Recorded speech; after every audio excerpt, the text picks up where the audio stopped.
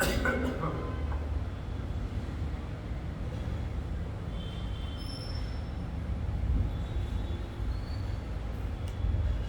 కృష్ణ హరే కృష్ణ హరే రామ హరే కృష్ణ.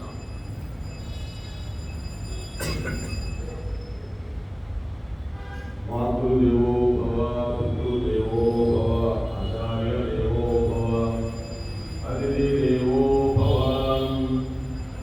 జయ శ్రీ కృష్ణ చైతన్య ప్రభు నిత్యానంద శ్రీ అద్వైత గదాధర శ్రీవాసాది గౌరభక్త బృంద.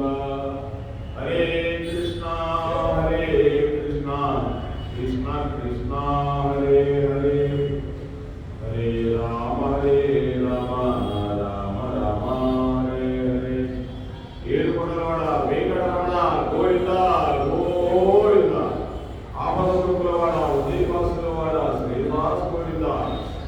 శ్రీదేవి భూదేవి శ్రీనివాస గోవిందరే నమ. భూదేవి రాజరాజ స్వామి గోవింద. అహోబిల లక్ష్మీ నరసింహ స్వామి గోవింద.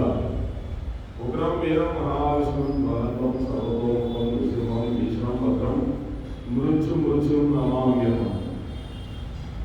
శ్రీ రమావీర వెంకట సత్యనారాయణ స్వామి గోవింద గోవింద. అయోధ్య శ్రీనివాస దశరథ మహారాజ కుమార శ్రీరామచంద్ర ప్రభు జయ హో సీతారామ లక్ష్మణ భరత శత్రుఘ్న శ్రీ ఆంజనేయ స్వామి గోవిందనే నమః. కౌసల్య మాత సుమిత్రా ఐకే మాతనే నమః. ఓం నమో భగవతే వాసుదేవాయ నమః. నారాయణం నమస్కృత్యం నరం చైవ నరోత్తమం దేవీం సరస్వతీం వ్యాసం తతో జయముదీరయేత్. కృష్ణావతారం పరిపూర్ణమైన అవతారం. అటువంటి కృష్ణావతారానికి ఒకసారి నమస్కారం చేసుకుంటే అప్పుడే అక్కడే మోక్షం ఇచ్చేస్తాడు. తల్లి అయి తండ్రి అయి భగవంతుడు మనల్ని కాపాడతాడు.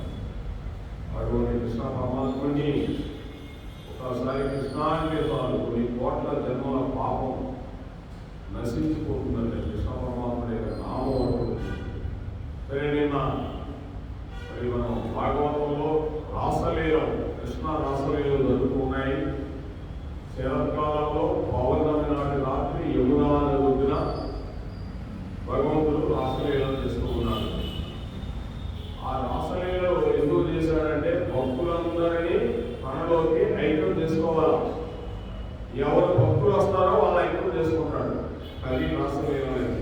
మనందరం కూడా రోజు రాసలీలం చేసుకునే మనం భగవంతుడి మీద ప్రేమ, భగవంతుని మనసులో తలుచుకొని నటించడమే రాసలీలం అనేది. ఈ విధంగా అందరం కూడా పక్కన పడేసి వెళ్ళిపోతున్నారు. అది ఎలా అంటే కృష్ణుడు వేడుకుంటున్నాడు, నేను పరిగెడతాను అని పరిగెడుతుందా? అది సాధ్యమయ్యే విషయం కాదు. కానీ ఇక్కడ కొన్ని వేల మంది గోపకాంతులు పరిగెడుతున్నారు. కొన్ని వేల మంది అండి అక్కడ ఉండింది ఆ గోపంలో. ఇప్పుడు ఏదో చిన్నది కానీ చాలా పెద్ద గోపం.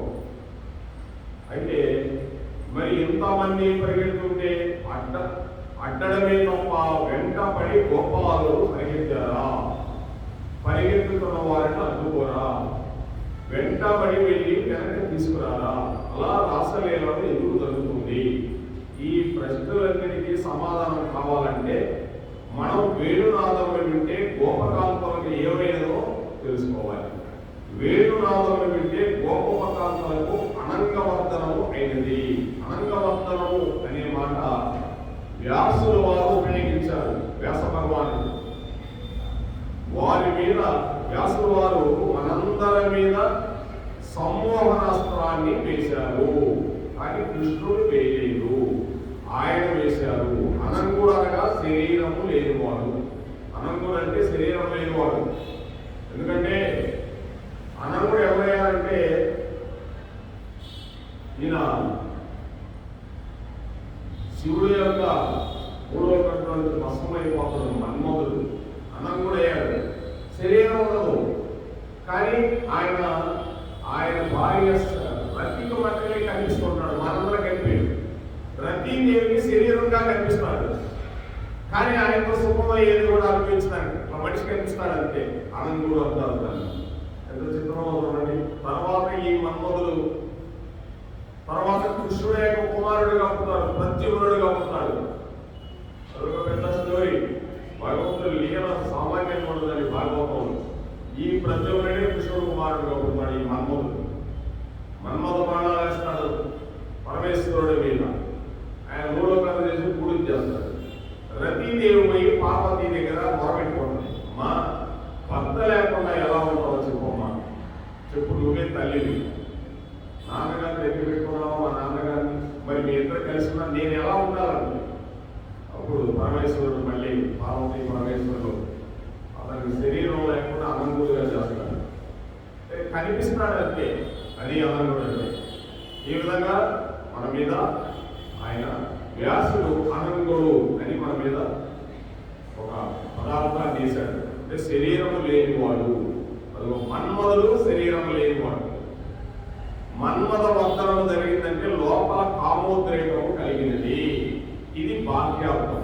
మీరు అలాగే తీసుకుంటే దానికి అర్థం అలాగే వస్తుంది. రాసలీల అనే శీర్షికను దృష్టిలో పెట్టుకొని తీసుకుంటే అనంగానగా శరీరము కానిది. రాసలీల అంటే శరీరం కానిది, భగవంతుడితో రచించడము. శరీరం కానిది అంటే ఆత్మ. రాసలీల అంటే ఆత్మ అనగా ఇప్పుడు అనంగవర్ధనం అనగా ఆత్మవర్ధనము. జీవి ఆత్మాభిముఖుడైనాడు. ఈశ్వరుని పిలుపులకు ఎవరు యోగ్యులో వారికి అందింది. అది రాసలీలంటే. మనందరం మీరందరం వచ్చాం, మనందరం భగవంతుడితో నటించేదానికి వచ్చామండి. అంటే ధ్యానంలో అంటారు కదా, ధ్యానం చేస్తే భగవంతుడు ఐక్యమైపోవచ్చు, ధ్యానం చేస్తే భగవంతుడు ఐక్యమైపోవచ్చు అంటారు మీరు. ధ్యానంలో భగవంతుడు చూస్తా ఉంటారు. భగవంతుడిని రమించడం, భగవంతుడితో కలిసి ఈ శరీరం కాకుండా ఆత్మతో భగవంతుడితో ఐక్యమైపోవడం, దాన్ని ఈ రాసలీలలో తీసుకొచ్చాడు భగవంతుడు. ఈ విధంగా ఆ రాసలీలలో చక్కగా జరుగుతూ ఉన్నాయి. ఒకనాడు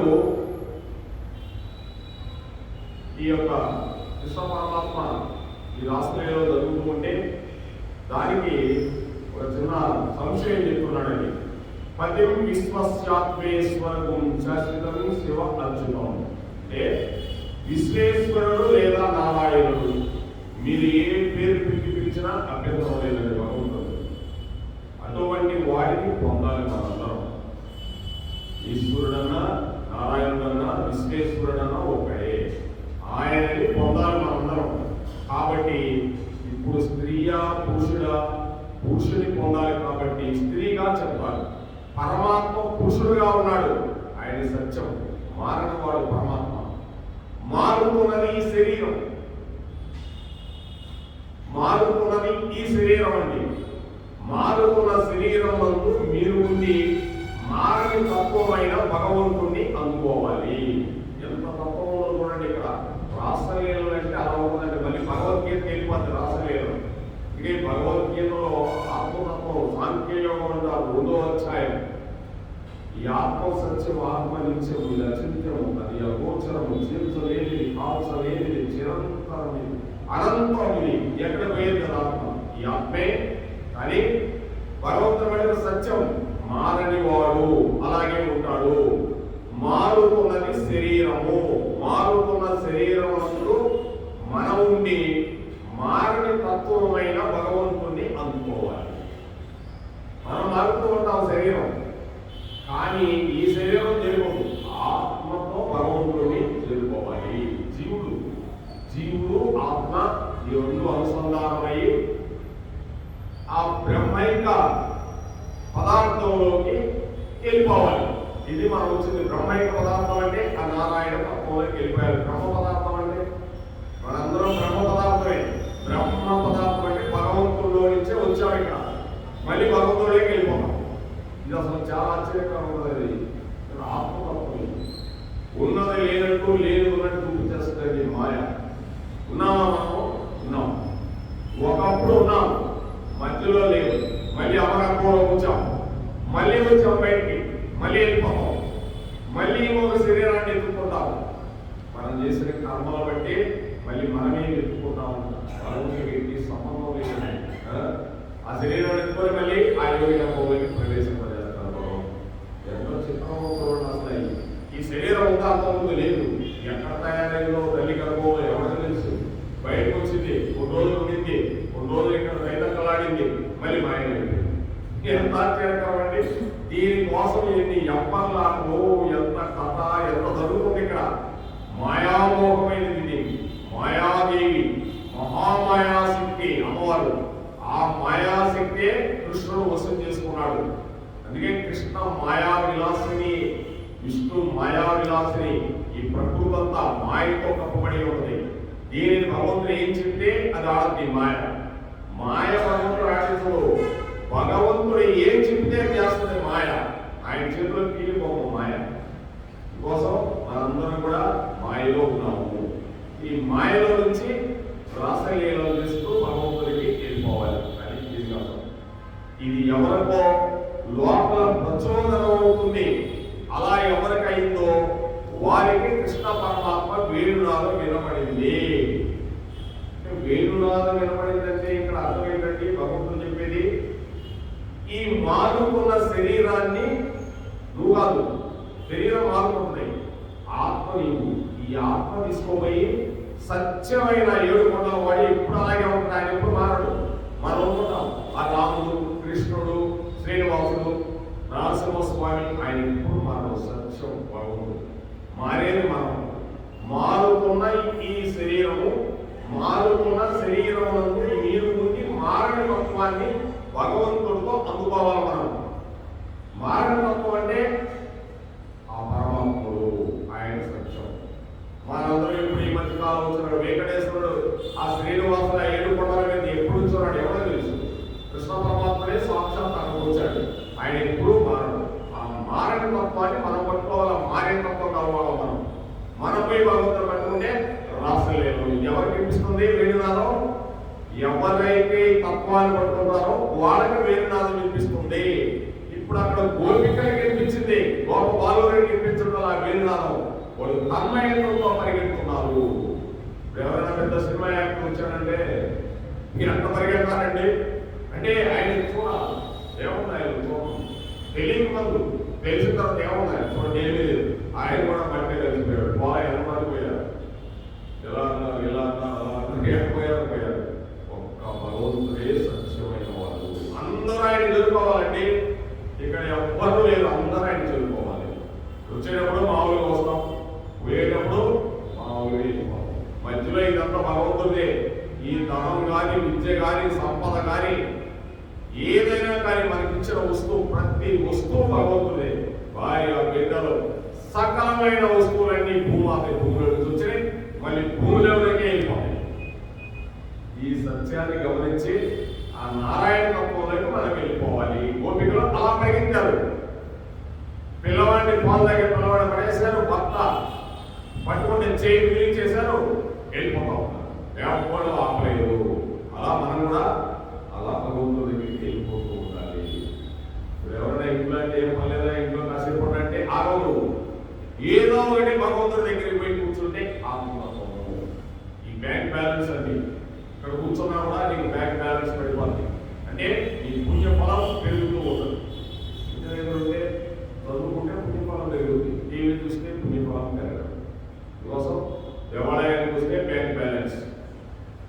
ఈ విధంగా కామోద్రేకం కలిగినట్టు ఉంటుంది. పైకి రాసలేనండి. వారు అడుగుతున్నది కామమా లేక మోక్షమా? వారు మోక్షమును అడుగుతున్నారు. మనందరూ కూడా అదే అడుగుతున్నాం. వీరందరూ ఆత్మసుఖమును అభిలషిస్తున్నవారు. జీవుడికి ఏది అవసరం అంటే, జీవుడికి ఏది ఆనందం? ఎంత ఆహారం వేస్తే జీవుడు బతికిపోయాడయా, ఏ పూట జీవుడు ఆనందంగా ఉన్నాడే మనమే అనుకుంటాం. బాగా మంచినీళ్ళు దాహం వేస్తుంది, బాగా 2 గ్లాసులు తాగా, 3 గ్లాసులు తాగా, చాలండి ఈ పూటగా జీవుడు ఆనందిస్తాడంటాం. ఎవరో ఆ జీవుడు ఆనందిస్తామో మనమే. ఆత్మకేం కావాలి? భగవంతుని యొక్క తత్వం కావాలి. అప్పుడు ఆత్మ ఇలా చూడండి, మనమే వేరు ఆత్మ వేరు. జీవుడికి ఆహారం కావాలి ఎంతసేపు, వాడికి తిండే ఇంకా వాడికి పని లేదు, వాడికి వేస్తే కాసేపు పడుతున్నాడు, మళ్ళీ కాసేపు అయిన తర్వాత ఇంకా బజ్జీలు అంటాడు, మళ్ళీ కాసేపు 2 బజ్జీలు తింటాడు, మళ్ళీ కాసేపు టీ అంటాడు, ఏది బట్టి తింటున్నాడు జీవుడు. ఆత్మ అంటారు. భగవంతుడి కథలు వినేదానికి ఆ మనస్సు అనేది ఆత్మరూపంలో చూస్తుంది. బాగా నువ్వు సినిమా చూస్తున్నావు, బాగా కృష్ణ పరమాత్ముడు సినిమా చూస్తున్నావు, మంచి స్త్రీలో కృష్ణుడు వస్తున్నాడంటే అలాగే చూస్తున్నాడు. జీవుడు చూస్తున్నాడా? కాదు, ఆత్మ ఆనందాన్ని అనుభవిస్తుంది. అదే ఆత్మానందము. వీళ్ళు ఆ మోక్షాన్ని అడుగుతున్నారు. మోక్షం అంటే ఆత్మ ఆనందము, ఆ భగవంతుడితో ఆత్మానందము. వీరందరూ ఆత్మసుఖాన్ని అభిలషిస్తున్నారు. ఆత్మానందమును వాక్కు చేత చెప్పడం కుదరదు, మాట చేత ఆత్మానందాన్ని చెప్పలేమండి. కాబట్టి దీనిని మధుర భక్తితో చెప్పాలి. మధురమైన భక్తి, మధుర భక్తిని నాయకుల వల్ల చెబుతారు. మహాజ్ఞానులైపోయి ముక్త పురుషులైపోయి మోక్షమును పొందడానికి అధికారులైపోయి ప్రారంభం కోసం శరీరంలో ఉన్న మహాపురుషులందరూ ఒకే రకమైన గీతములు రచిస్తారు. అందులో తాము నాయకి, పరమేశ్వరుడు నాయకుడు. ఎలాగైనా నన్ను నీవు పొందు అని రాసుకున్నారు. అంటే ఈ సినిమాలో లాగా నాయకుడు పొందాలి. పోయి అంటే మనం పోయి ఎవరు పొందాలి?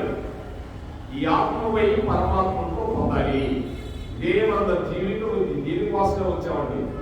ఏంటండి జీవితం దేనికోసం వచ్చామండి? దీనికోసమే మనం వచ్చింది. ఎన్ని జన్మలు నుంచి వస్తున్నావో, ఎన్ని జన్మలు నుంచి తింటున్నావో, ఎన్ని జన్మల నుంచి రమిస్తున్నావో ఎవరికి తెలుసు? ఎన్ని కష్టాలు అనిపించామో, ఎన్ని సుఖాలు అనిపించామో, వెళ్ళిపోయినా ఇదే రండి మనకి. కానీ భగవంతుడితో రమించడమే మన పని కోసం.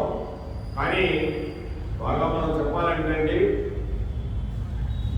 ఎవరిని పూజిస్తారు అనగా జ్ఞాని ఏ స్థాయికి చేరిపోతాడంటే ఆత్మస్థితిని తెలుసుకోవడానికి వెళుతున్న వాడి లక్షణం. జ్ఞానైన వాడు ఆత్మస్థితిని పొందేదాని కోసం ఎదుర్కొంటూ పోతున్నాడు. జ్ఞాని తాను సమాధిలో ఉన్నప్పుడు లోపల ఉన్న ఆత్మపై నిలబడిపోతే ఈ శరీరము ఆనందమును తట్టుకోలేని స్థితిలో ఉన్నప్పుడు దానిని వాక్కు చేత చెప్పడం కుదరదండి.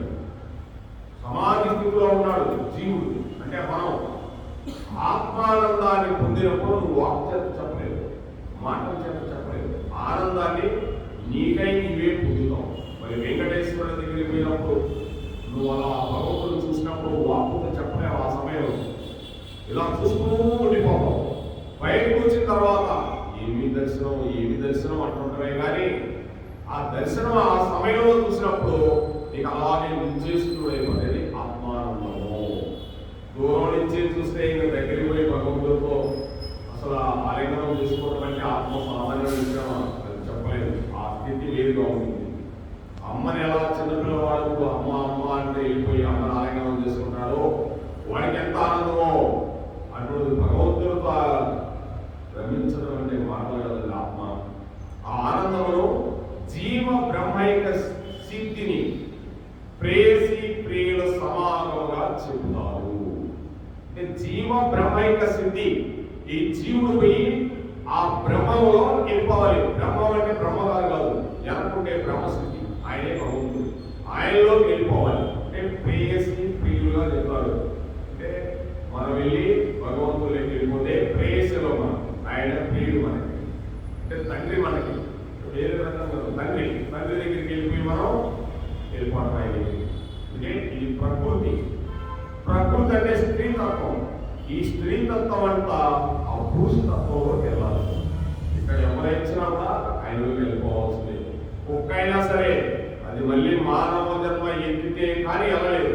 కానీ శ్రీకాళహస్తిలో ఏరుకి మోక్షం ఇచ్చాడు, పాముకి ఇచ్చాడు, సాలిపురికి కూడా ఇచ్చాడు, కిరణులకు కూడా ఇచ్చాడు.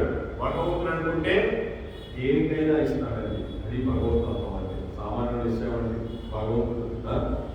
అందుకే నేనేమైనా చేయగలను అంటున్నాడు భగవంతుడు. భగవంతుడు మనం ఏమి శాసించడానికి లేదు. భగవంతుడు ఏం చేసినా మంచి పని. అందుకే జీవ బ్రహ్మైక సిద్ధియే కళ్యాణము. ఇప్పుడు కళ్యాణం చేసి పంపిస్తున్నాడు వెంకటేశ్వర స్వామి మనకి. జీవ బ్రహ్మైక సిద్ధి పొందడమే కళ్యాణము. మనం ఇంతసేపు వినింది కూడా భగవంతుడితో రమించడమే, ఆనంద స్వరూపమైన భగవంతుడిని చూడడమే. కానీ మనలో చాలా మంది వెంకటేశ్వర స్వామి వారికి కళ్యాణం చేయించి వచ్చామంటారండి. అవును కదండి? కళ్యాణానికి కొన్నానండి. నేను స్వామికి ఈ మధ్య మా అమ్మాయి పెళ్ళైతే కళ్యాణం తీసుకొచ్చానండి, కళ్యాణం తీసుకొచ్చానండి అన్నాడు. ఈశ్వరుడికి మనం కళ్యాణం చేయించేవాళ్ళమా? నిజంగానండి, ఈశ్వరుడికి మనం కళ్యాణం చేస్తామా? మన అమ్మ నాన్నకి షష్ఠి పూర్తి వాళ్ళు చేసుకుంటారు, మా అమ్మ నాన్న షష్ఠి పూర్తి చేసుకుంటున్నారని అంటారు. కానీ మా అమ్మ నాన్నకి మేము దగ్గరుండి షష్ఠి పూర్తి చేసామనుకో, మా అమ్మ నాన్నకి షష్ఠి పూర్తి చేసుకున్నారండి మా అమ్మ నాన్న అంటారు. అది కళ్యాణం చేయించడానికే మీరేమి మన సుఖబ్రహ్మ కాదండి.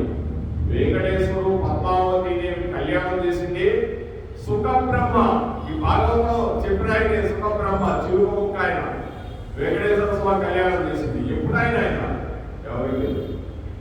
వ్యాసుడు కుమారుడు సుఖబ్రహ్మ. ఇప్పుడు మనకి భాగవతం చెప్పేది ఆయనే, ఇప్పుడు ఈ రాసలీలను చెప్పింది ఆయనే, మనం చెప్పలే. ఇక్కడ ఆయన చెప్పింది రాసలేదు. పరీక్ష చెప్తున్నాడు, సుఖబ్రహ్మ చెప్తున్నాడు. ఆ సుఖబ్రహ్మే ఇప్పుడు శ్రీనివాసుని మళ్ళీ పెళ్లి చేశాడు కృష్ణ పరమాత్ముడు.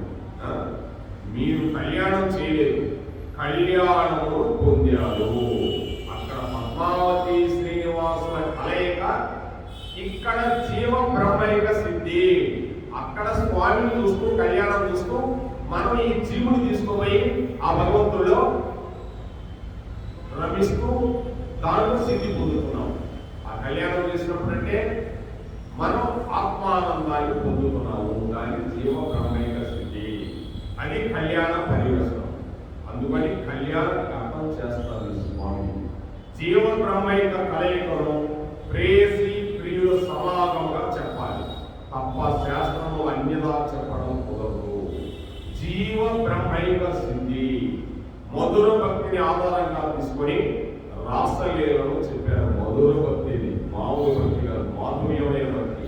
కాబట్టి గోపికలందరూ అక్కడికి వెళ్ళారు.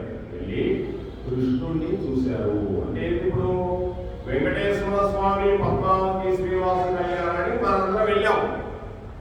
ఎవరు దొరికిన టిక్కెట్లు దొరికిన వాళ్ళు మాత్రమే వెళ్ళారు.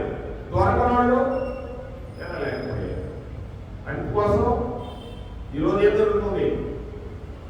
స్వామి ఇసుక పిల్లలలో నిలబడి మోహనలాగా వాడుతున్నాడు. మనందరం పరిగెత్తుకొని వెళ్ళాం, పొరవని వెళ్ళలేకపోయారు. ఇదే చెప్తున్నాడు భగవంతుడు. అంటే ఇక్కడ కూడా రాసలీలలు జరిగినట్టే మనకి స్వామి కళ్యాణం అంటే మనందరం చూసి కళ్యాణాన్ని ఆనందిస్తున్నాం. ఇదే రాసలీల. అది తెలియక మనం ఏదనుకుంటాం. అందరం వెళ్ళి కృష్ణుడు చూశారు. ఆయన వీరిని ఇంటికి వెళ్ళిపోమన్నాడు. చూశారండి? ఎందుకు వచ్చారు? ఇంటికి వెళ్ళిపో అన్నాడు. కామం సమస్త ప్రపంచములకు ఆలంబనమై ఉంటుంది, దాని యందు ప్రవేశించు అని ఎవ్వరూ చెప్పలేకపోయిందండి. కామము గురించి చెప్పుకునేంత అమాయకుడు ప్రపంచంలో ఎవరో ఉన్నాడు. నాయన నీకు ఇంత వయసు వచ్చింది, ఇక నీవు సంసారమునందు ప్రవేశించు అని ఎవరు చెవులో చెప్పలేదండి. ఎవరికి వాడే పెళ్లి చేస్తావా చేయవా అని సంకేతాలు ఇచ్చేస్తూ ఉంటాడు. సంసారమునందు కూరుకుపోతూ ఉంటాడు. ఎక్కడో ఒక మహాపురుషుడు ఉంటాడు, ఆయన కామం వేరుగా ఉంటుంది. అంటే కామము అంటే కోరిక. ఇప్పుడు ఎప్పటికీ చెప్పనవసరంలా కామం వయసు వచ్చినప్పుడు వాడి సంకేతాలు వాడే తెలుపుతూ ఉంటాడు ఇంట్లో వాళ్ళకి. అంటే అర్థం చేసుకోవాలి, వాడు ఏ చోట్ల చూసుకుంటాడో ఎలా చూసుకుంటాడో అర్థమైపోతాయి. వీడికి అనవసరమైన వీడికి పెళ్లి చేసేసి ఈ అమ్మాయికి పెళ్లి చేస్తే మన వాడికి మనం హాయిగా ఉండొచ్చు. అందుకే పెళ్లి కాని వాడిని చూసి పెళ్లి అయిన వాడు చెప్తాడంట, వీడికి కూడా పెళ్లి చేస్తే బరువు ఎత్తులు పెట్టుకుంటుంది, మనం బరువు ఎత్తులు పెట్టుకొని తిరుగుతున్నాము, ఆ బరువు మీద వీడికి ఎత్తులు పెడితే వీడికి కూడా బరువు పెట్టుకొని తిరుగుతున్నాడు. అప్పుడు వీళ్ళు ఆనందిస్తుంటారు, ఆ ఏది కూడా బరువు ఎత్తులు పెట్టారు అని. అప్పుడు ఆ బరువు ఎత్తులు పెట్టుకొని ఊరేస్తా ఉంటాం మనం ఈ సంసార కోపడి. అట్లా మహాపురుషుడైన వాడు ఈ కామాన్ని వేరుగా ఉంటుంది, భగవంతుడితో రమిస్తారు. అందుకే రామకృష్ణ పరమహంస గారు శారదాదేవి దగ్గరికి వెళ్ళారు. రామకృష్ణ పరమహంస దగ్గరికి శారదాదేవి వెళ్ళింది. శారదాదేవి వెళ్ళాల.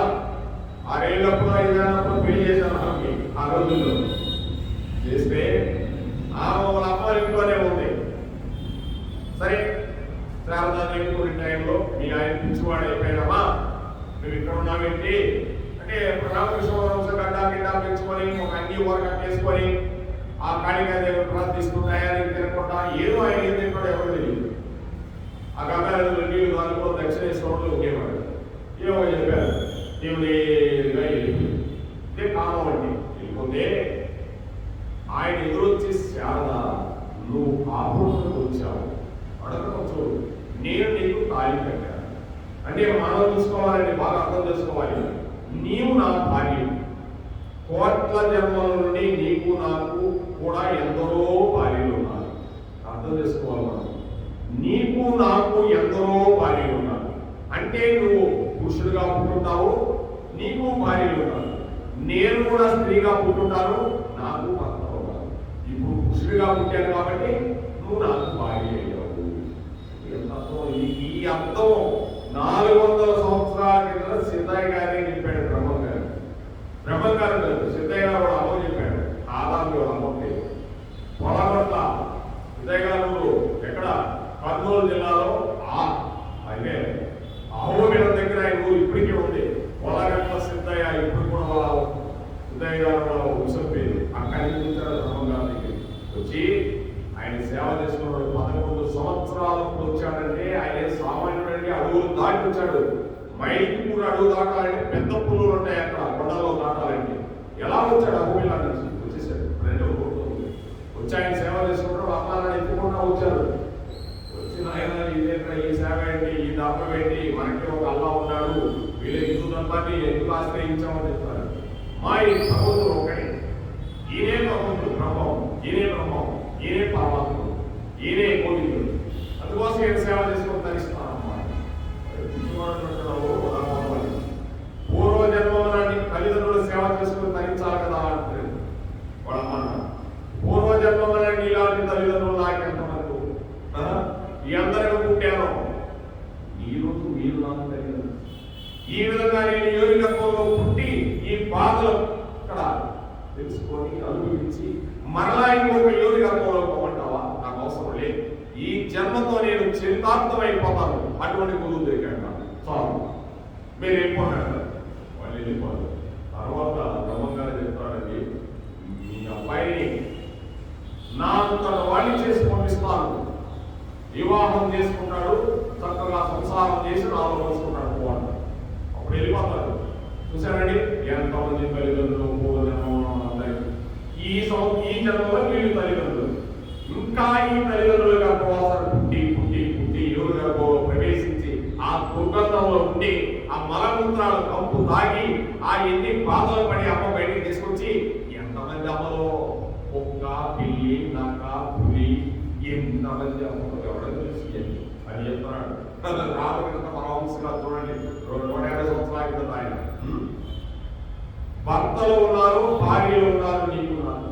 ఈ జన్మలో భార్యగా నీవు నన్ను ఉద్ధరించి, భర్తగా నేను నిన్ను ఉద్ధరించి ఇద్దరం మోక్షం పొందుదామా, లేక కాలి కట్టినందుకు కాబట్టి సంసారపు రొంపిలోకి దిగిపోదామా? ఇది రొంపెంట సంసారం, మామూలు కాదు. ఇది రొంపేనంటే సామాన్యమైనది కాదు. ఒకసారి ఆలోచన చేసుకుంటే అదొక రొంపే, ఏమి లేదు. పొడదలో దిగినట్టే ఇద్దరు, పొడదలో వెళ్ళాడంటే కానీ చెప్తున్నాడు, రొంపిలో దిగిపోదామంటే చెప్పు, ఇద్దరం సంసారం రొంపిలో దిగిపోదాం అని అన్నాడు. శారదాదేవి ఇద్దరం ఒకరినొకరు ఉద్ధరించుకుంటాం, నేను మిమ్మల్ని ఎప్పుడు సంసారంలోనికి లాగను అనింది శారదామాత. అంతే ఆయన ఆవిడలో ఆ కాళికాదేవి కనబడింది. ఆయనకి ఏం కనిపించింది? ఆవిడలో కాళికాదేవి చూశాడన్న శారదామాతలో. ఆవిడికి ఆయనలో ఆచార్యుడు కనబడేవాడు. అంటే ఆచార్యుడు అంటే తెలుసు కదండి,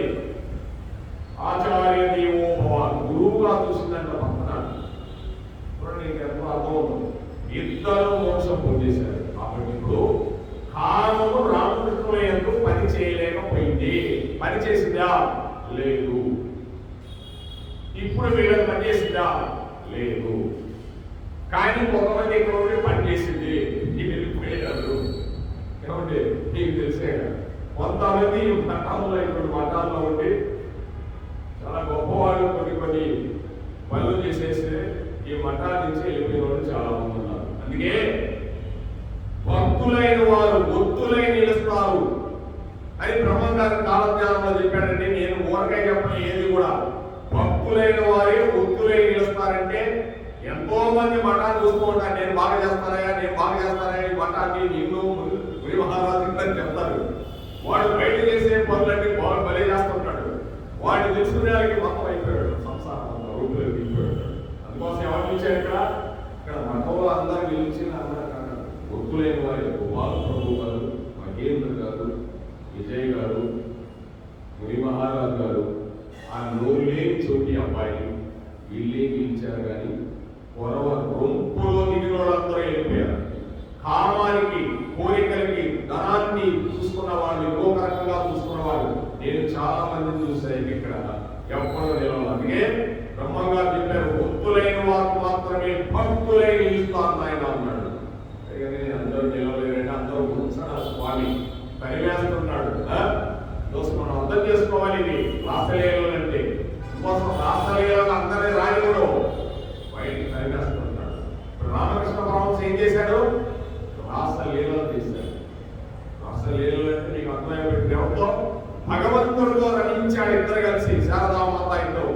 ఈ సంసారం అనే రూపులు లేకుండా అంటే ఆత్మ భగవంతుడితో రమించింది.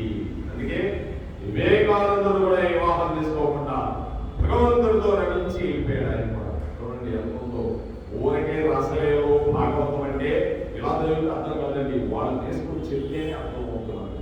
సామాన్యుడు చేసేవా?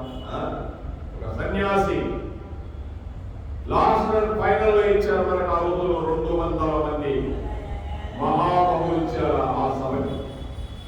ఆ భారతదేశాన్ని నుంచి వచ్చాడంటే ఒక 5 నిమిషాలు ఎక్కువ అయినా ఆయన లాస్ట్ అండ్ ఫైనల్ లో ఇచ్చారు. ఆ భారతదేశం నుంచి వచ్చిన వాళ్ళు ఎవరో రండి అన్నారు. వివేకానంద పైన స్టేజ్ మీద ఎక్కాడు. My dear brothers and sisters అన్నాడు. ఆయన అక్కడ అయిపోయింది మీరు గారు. My dear brothers and sisters అన్నాడు. వీరందరూ నా సోదర సోదరి అన్నాడు. ఆయన వాళ్ళకి తెలియదు, వాళ్ళకి ఆ భాష తెలియదు. ఆయన స్పీచ్ చేస్తుంటే గంటలు ఇచ్చాడు స్పీచ్. నోరు తెలుసుకొని చూశాడు. ఆత్మతత్వం గురించి చెప్పాడు, భగవద్గీత గురించి చెప్పాడు, జీవితం గురించి చెప్పాడు. ఆయనకే రోజు ఆయన ఎన్నికల పడ్డారు జనం. చూశారండి, అది భారతదేశం గొప్పతనం. ఎక్కడి నుంచి వచ్చింది? ఇది గురువుల నుంచి వచ్చింది, ఆచార్యుల నుంచి. ఆచార్యులు ఏం చేశారంటే భగవద్గీత అనేది చదవబట్టే ఏం తెలుసుకోగలిగాడు రామకృష్ణ పరమహంస కూడా. లేకపోతే ఆయనే తెలుసుకుంటాడు. ఈ సంసారం అనే రొంపిలో నుంచి బయటపడాలంటే ఈ భాగవతం, భగవద్గీత ఇదొక్కటే ఆధారం. ఏది ఆధారం లేదు భూమి.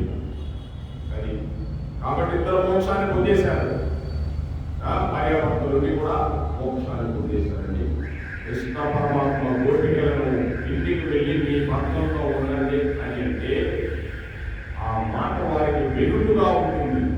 ఆ మాటను తాము వినలేము అన్నారు. ఇప్పుడు అర్థం చేసుకోవాలి మనం. మీ భక్తంతో మీరు ఉండండి అంటే వాళ్ళకి వెగిలేసింది. ఆ మాట మేము వినలేము అన్నారు రాసలీలలో. ఇది పైకి కథ చెప్పేటప్పుడు మీరు కాముకతతో భర్తని విడిచిపెట్టి వచ్చినట్టు ఉంటుంది. ఇక్కడ వ్యాసుల వారు మహాపురుషుల స్థితిని చూపిస్తున్నారు. మహాపురుషుల స్థితి ఎలా ఉంటుందో చూపిస్తున్నారు. ఆత్మజ్ఞానము పొందిన వారి నోటి నుండి వచ్చే మాట ఎంత గమ్మత్తుగా ఉంటుందో చూడండి. ఆత్మజ్ఞానాన్ని పొందిన వారి నోటి కూడా వచ్చే మాట చాలా గమ్మత్తుగా ఉంటుందండి. ఇది దాని నిజస్థానము భక్తను వెతుక్కుంటూ వెళ్ళిపోతున్నది. అంటే ఈ ఆత్మ ఎవరు ఎదుర్కొంటుంది? తన భర్తని వెతుక్కుంటూ వెళ్తుంది. అందుకే భర్త భరించేవాడు. భర్త అంటే ఈ భర్తలు కాదండి, భరించేవాడు. ఆయన ఒక్కడే 7 కొండల మీద మనల్ని అందరినీ భరించేవాడు. అందుకే కృష్ణ పరమాత్మను ఎదుర్కొంటే ఈ ఆత్మలు వెళ్తూ ఉన్నాయి. ఇప్పుడు ధ్యానం చేస్తూ ఉన్నారు, ధ్యానం దేనికి చేస్తున్నారు? ఈ ఆత్మని అనుసంధానం చేయాలంటే ఆత్మానందాన్ని పొందాలి. ధ్యానం చేస్తే ఈ ఆత్మానందాన్ని పొందుతాడు. ఎప్పుడుకో ఎవరో తెలుసు. నేను సామాన్య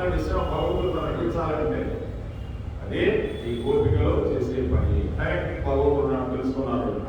ఆత్మానందాన్ని పొందుకున్నాడు. ఆత్మానందాన్ని పొందిన వాడి స్థితి భక్తని ఎదుర్కొంటూ వెళ్తూ ఉంటాడు. భగవంతుడి కోసం పరిగెడుతూ ఉంటాడు. అంటే నీకు అసలు ఎలా పరిగెత్తాడంటే 24 గంటలు భగవంతుడి కోసం పరిగెత్తాడు. దీని కొరకై ఎవ్వరూ అన్వేషించవలసిన అవసరం లేదు.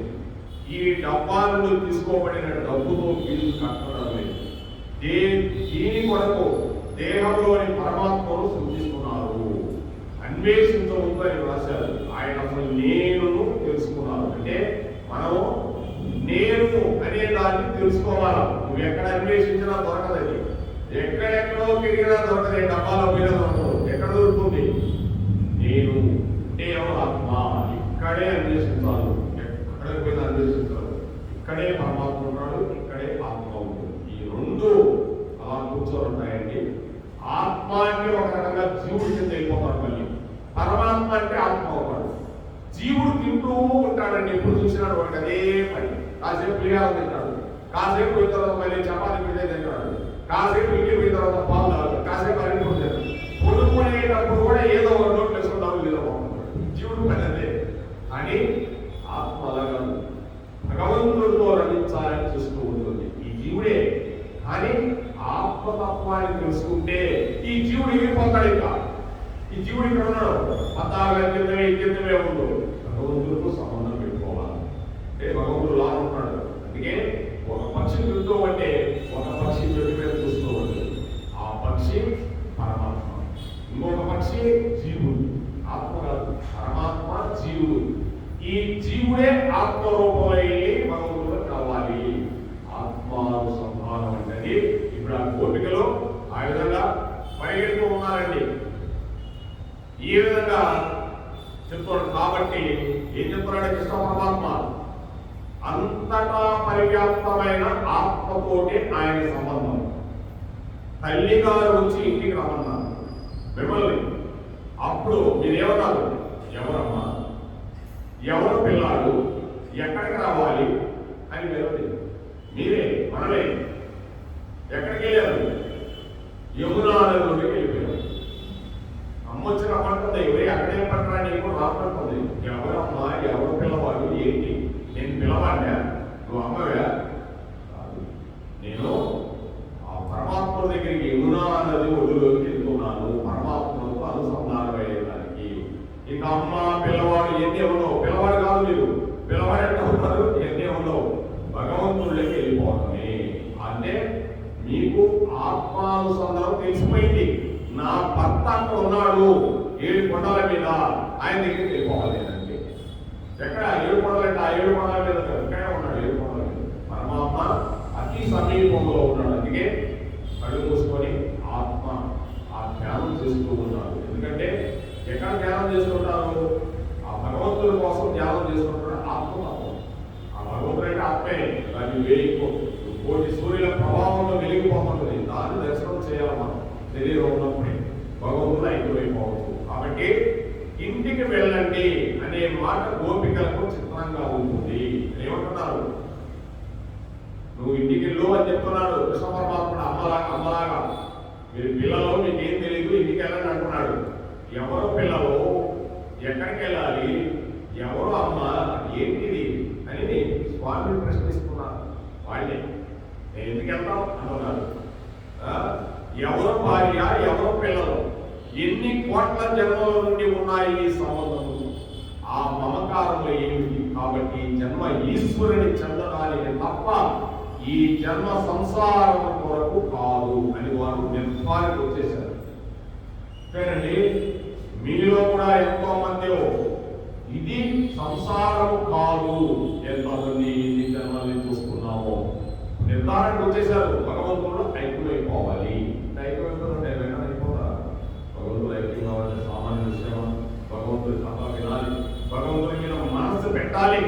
పెట్టితే ఆ నామంలో భగవంతుడు దొరుకుతాడు మనకి. వెళ్ళిపోయేటప్పుడు కూడా, నిద్రపోయేటప్పుడు వెళ్ళిపోవడం అంటే రోజు వెళ్ళిపోతామంటే కాసేపు నిద్రపోయేవాడు వెళ్ళిపోయినట్టే, మళ్ళీ వెనకొస్తూ వచ్చినట్టే. ఆశ్చర్యకరం అండి. పండుకునేటప్పుడు కూడా నామం, మీకు ఇష్టం వచ్చిన నామం చేసుకుంటూ నిద్రపోతే లెగుస్తూ ప్రతిసారి వాళ్ళు ఇష్టం వచ్చిన నామం తీసుకుంటూ ఉంటే అందుకని కారణం ఏంటండి? పైకి కథ గోపికలకు ఒళ్ళు తెలియని కామంతో ప్రవర్తిస్తున్న జారుడుగా కథ ఉంటుంది ఈ రాసలేల. అదే కానీ అర్థమైనట్టయితే భగవంతుడి పట్ల, భాగవతుల పట్ల, ముక్త పురుషుల పట్ల భయంకర అపరాధం చేశారన్నమాట. అర్థం కాకపోతే, అర్థమైతే మీరు ముక్తి మార్గాన్ని ఎదుర్కొన్నట్టే. అది రాసలేల. అందుకే తెలియని కృష్ణుడు రాసలేల చేశాడంటే ఒక కృష్ణుడు, 4 గోపికలు ఒక తిన్నె మీద, ఇసుక తిన్నెల మీద మీరు యువనాలు పోయినప్పుడు చూస్తే ఒకసారిగా చూడగలిగితే ఇసుక తిన్నులు ఉంటాయి, నీళ్లు పోతూ ఉంటాయి, ఇసుక తిన్నులు ఉంటాయి, నీళ్లు పోతుంటాయి. ఆ రోజు ఎలా ఉందో, ఒక తిన్నె మీద నిలబడుకుంటే ఒక గంట మీద 4 గోపికలు వచ్చి ఆయన చుట్టూ ఉండేవాడు. మళ్ళీ 4 గోపికలు ఎంత మందో ఆయనతో రమించారో భగవంతుడితో. ఇక్కడ కాసేపు ఉంటాడు, అక్కడ కాసేపు ఉంటాడు, ఎక్కడుంటాడో మొత్తం ఆయనే వెళ్ళిపోతాడు. వీళ్ళందరూ ఎదుర్కోవాలి కృష్ణ పరమాత్మయ్య. ఈ విధంగా ముక్త పురుషుల పట్ల మనం అపరాధం చేసినట్టు రాసలీల తప్పుగా అన్వయించుకోండి. భక్తుల వరకే ఇది అర్థం అవుతుంది, పొడవలకు అర్థం కాదండి. ఆత్మ రమించడము, ఆత్మజ్ఞానము, సాంఖ్యయోగము, దాన్ని సాంఖ్యయోగం అంటారు భగవద్గీత. ఇది ఈజీ ప్రాసెస్ గా చెప్తూ ఉన్నాడు. అయితే తెలియకపోతే ఊరుకోవాలి, అంతేగాని అందులోని పరమాత్మను గ్రహించలేకపోతే దాని తోలికి వెళ్ళకూడదు, రాసలీలను తోలికి వెళ్ళకూడదు. ఇప్పుడు గోపికలు శ్రీకృష్ణ పరమాత్మ వద్దకు వచ్చి ఆయన పాదములు పట్టుకుని అన్నారంట, చరణ సేవకులకు సంసార భయములు వాపి శ్రీకరంబ పట్టు కలిగి కామదాయి అయిన కరసరోజంబు మా హస్తకముల నుంచి మనుపు మీసా. చెప్తున్నాడు, ఎవరిని పాదములు పట్టుకుంటున్నారో వాళ్ళకి ఈ సంసార భయం పోతుంది అన్నారండి గోపికలు. అంతే కదండి. అందుకే ఏడుకొండల వాళ్ళు చేయి చూపిస్తున్నాడు. ఆ రోజే నా సంసారాన్ని గోపికలు చూపించారా, మళ్ళీ మీకు చూపిస్తున్నాడండి. భగవంతుడు ఎప్పుడు మనకి చెప్తూనే ఉంటాడండి, మనం ఎప్పుడు మర్చిపోతూనే ఉంటాం. గోపికలే చెప్తున్నారు, ఎవరిని పాదాలని ఆశ్రయిస్తున్నారో వాడికి సంసార భయం పోతుంది. సంసార భయం చాలా గొప్పదండి, వారు భయం కాదు. ఇప్పుడు వారు సంసారములు వదిలిపెట్టి వచ్చినది కామం కోసమా, మోక్షం కోసమే. స్త్రీ అనే మాటకు అనేక అర్థములు ఉన్నాయి. స్త్రీ అనగా ఇక్కడ ఏం చెప్తున్నాడు, సంసార భయములు బాపి శ్రీ కరంబో పట్టుగలిగి కమదాయి అయిన కరస రోజంబు మా హస్తకముల నుంచి మనుపు ఈశా. స్త్రీ అనగా మోక్షము, మోక్ష సంపదీయగలిగిన నీ చేతిని మా తల మీద ఉంచి మమ్మల్ని రక్షించే ఈశ్వరా అని వాళ్ళు ప్రార్థిస్తూ ఉన్నారు. గోపకాంతులు అందరూ కూడా మోక్షం అడుగుతున్నారు. శ్రీకరంబు చూడండి, ఏడుకొండల వాడు నిజంగా ఈ ప్రార్థన చేసుకుంటే నా పాదాలు చూడండి అయ్యా చెప్తున్నాడు. ఎవరు వంగి నా పాదాల మీద తలబెడుతున్నారో వాళ్ళ మీద నేను చేయగలను. ఏ గోపికలు ఇచ్చింది అదే కదండి. ఎవరన్నా తేడా ఉందా? కృష్ణ పరమాత్ముడు రాసలీలలు చేసింది, 7 కొండల మీద రాసలీలలు చేసింది, ఏమన్నా తేడా ఉందా? ఏమీ తేడా లేదు. 7 కొండల మీద ఉండేది రాసలీలే, అక్కడ ఉండేది రాసలీలే. అందుకే కదండి పరిగెట్టుకుంటావు. 7 కొండల మీద వెళ్తుంటే కొద్ది క్యూలో ఖాళీ వచ్చిందనుకో పరిగెట్టుకుంటావు. ఆత్మానందము, భగవంతుడితో రమించాలి, భగవంతుడిని చూడాలి అనే ఆత్మానందం. ఈ ఆత్మానందం మీరు బాగా గుర్తుపెట్టుకోండి. ఆనాడు ఆ రాసలీలలు చేస్తే ఈనాడు 7 కొండల మీద మన కోసం చేస్తూ ఉన్నాడు. ఆ కృష్ణుడే ఇక్కడుండే కృష్ణుడు ఒక్కటే అని తెలుసుకుంటే, ఆ పరమాత్మని చూస్తే కృష్ణుడిని చూసినట్టే మనం ఆ 7 కొండల స్వామిని చూస్తే ఆ కృష్ణ పరమాత్ముడే 7 కొండల మీద ఉండేది. ఇంకా మీరు వెళ్ళలేదు అనుకుంటే ఆ యొక్క చెంగిస్ ఖాన్ పేటలో ఉన్న చిన్ని కృష్ణుడు ఉన్నాడు. ఆ చిన్ని కృష్ణుడే అక్కడ ఉండే కృష్ణుడు. స్వయం భగవాన్ ఇక్కడ ఉండేది.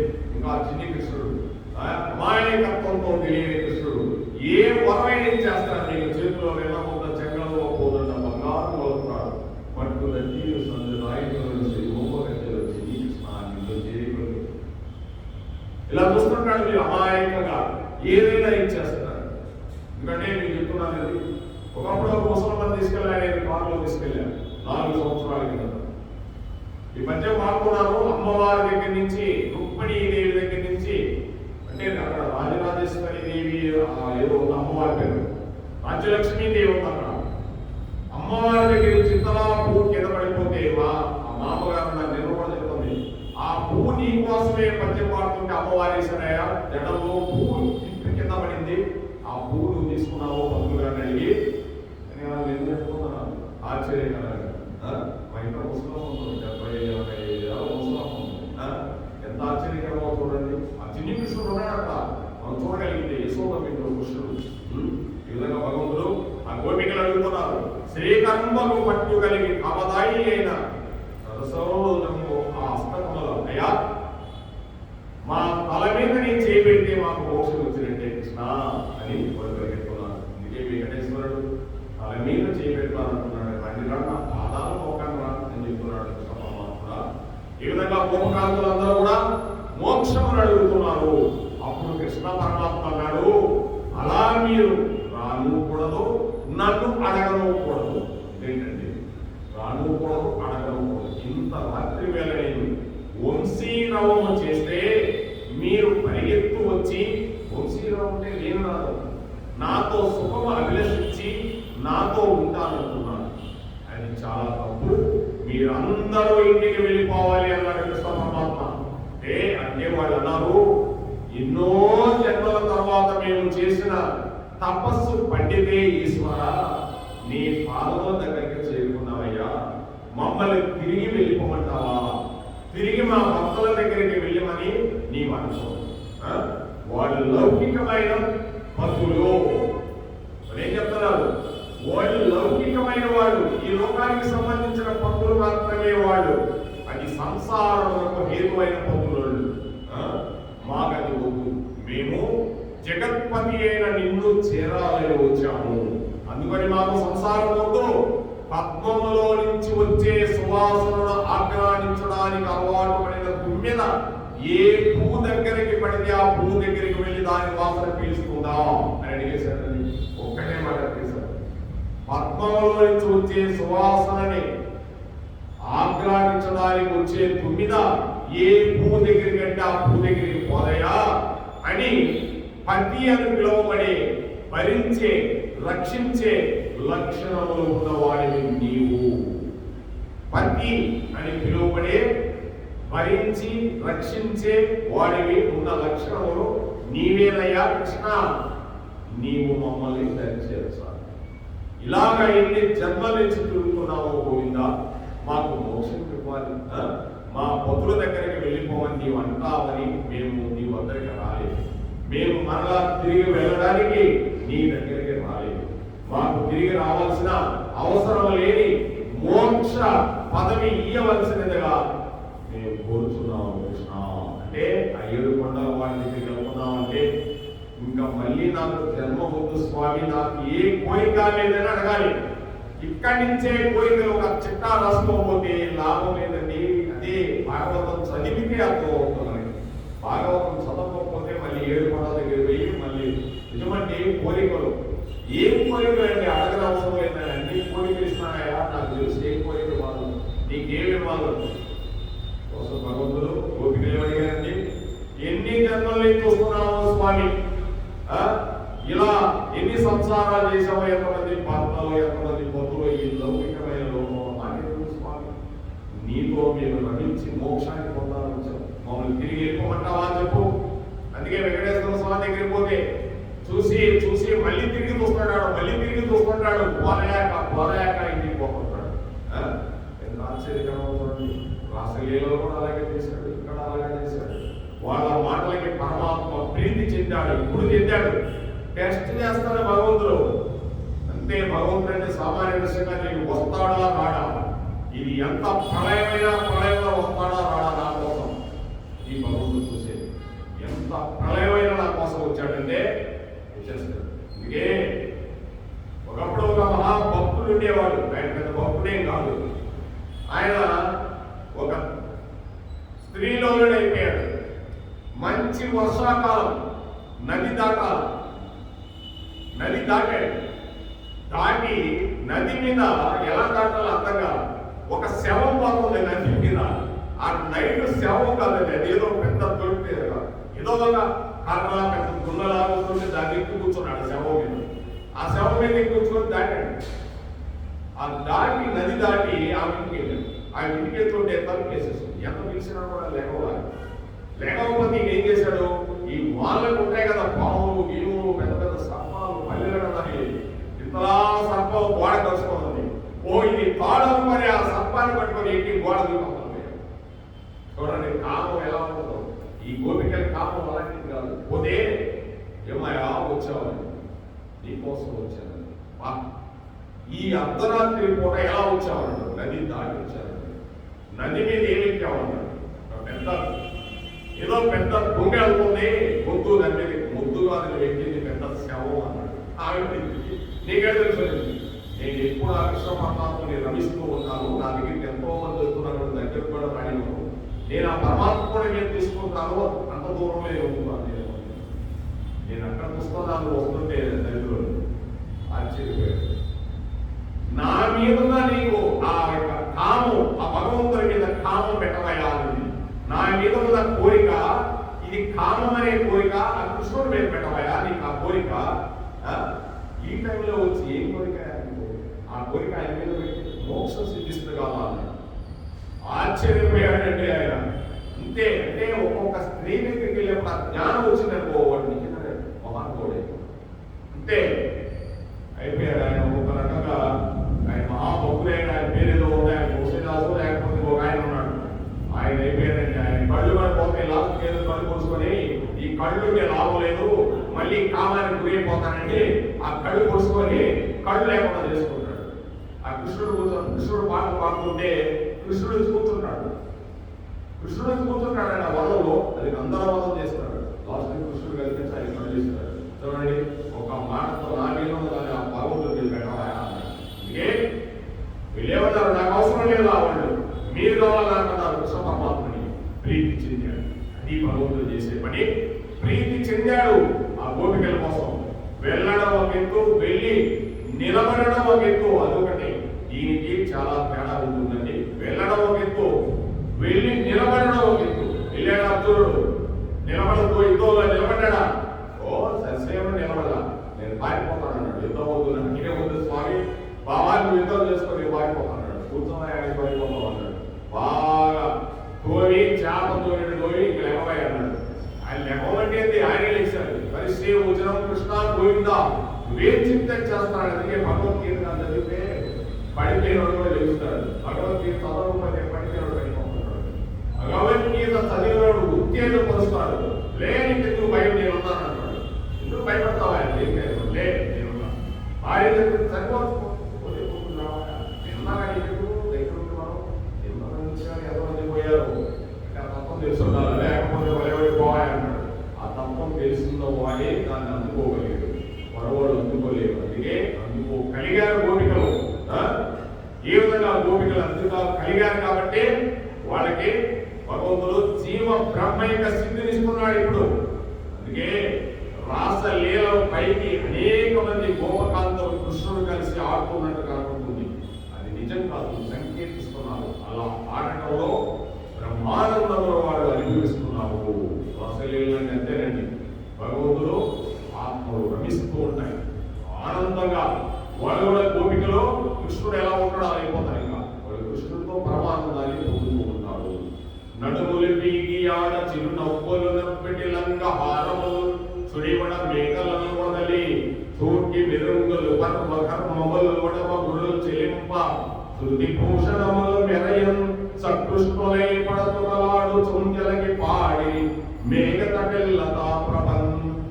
మేఘము మీద మెరుపులు ఎలా ఉంటాయో అలా వాళ్ళందరూ కలిసి కృష్ణుడితో ఆడుతున్నారు. అప్పుడు మేఘము మీద మెరుపు, ఇందాక ఒక మెరుపు వేసిందండి. ఇలా మెరిస్తే గొప్ప ఏమి మెరుపురా బాబు అనుకున్నా, తెల్లగా ఎర్రగా ఒక గీరలాగా. అలాగే మేఘము మీద మెరుపు ఎలా ఉంటాయో అలా వాళ్ళందరూ కృష్ణుడితో ఆడుతున్నారు. ఒక కృష్ణుడితో ఇన్ని వేల మంది ఎలా ఆడతారండి? ఏకకాలంలో ఇంతమంది భాగవతులు బ్రహ్మైక స్థితిని ఎలా పొందగలుగుతున్నారు అంటే భాగవతులు అంటారు వీళ్ళు. అంటే భగవంతుడు భక్తులు అంటే మీరందరూ కూడా భాగవతులు. ఎలా పొందుతారు సిద్ధిని అంటే అందరూ ఒకసారి అంగనా మంగనా అంతరే మాధవం, మాధవం మాధవం అంతరే నాంగన, ఇంత మాకల్పితే మండలే మధ్యగా సద్యక ఉవేరునా దేవకి నందన. గోపిక గోపిక మధ్యలో కృష్ణుడు, గోపిక గోపిక మధ్యలో కృష్ణుడు, కృష్ణుడు కృష్ణుడు మధ్యలో గోపిక. అర్థం ఉందండి? గోపిక గోపిక మధ్యలో కృష్ణుడు, మరలా కృష్ణుడు కృష్ణుడు మధ్యలో గోపిక. ఎంత అర్థం ఉందో చూడండి. ఇద్దరు కృష్ణుడు మళ్ళీ గోపిక. ఎంత ఆశ్చర్యం! ఎంత మందినైనా ఏకకాలమునందు మోక్షమును పొందుతారు. ఇంత మందితో కలిసి కృష్ణుడు రసక్రీడ ఆడుతున్నాడు మనందరితో. ఎంత ఆనందమైందండి రసక్రీడ అంటే. అందుకే పాండురంగ వాక్యంలో మహానుభావుడు చూపించాడు చూడు. లాస్ట్ లో ఒక కృష్ణుడు, నలుగురు గోపికలు వస్తారు. మళ్ళీ ఒక ఎక్కడ చూసినా ఆయనే, ఎక్కడ చూసినా ఈ గోపికలే. మాయమైపోతారు ఈ గోపికలందరూ కూడా మాయమే. ఆత్మానందాన్ని పొంది వీళ్ళందరూ బ్రహ్మాయిగా సిద్ధిని పొందారు.